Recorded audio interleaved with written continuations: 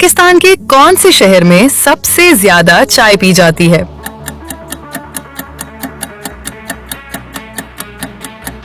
सही जवाब कराची। अगला सवाल, पाकिस्तान का कौन सा शहर घंटा घर की वजह से पहचाना जाता है?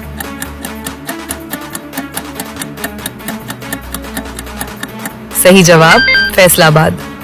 अगला सवाल, पाकिस्तान का सबसे बड़ा सनती शहर कौन सा है?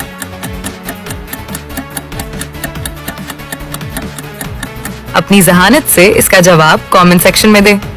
अगला सवाल, पाकिस्तान की सबसे लंबी सुरंग कौन सी है?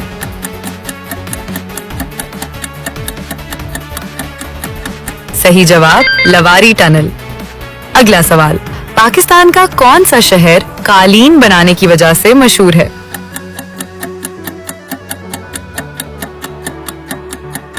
सही जवाब बहावलपुर।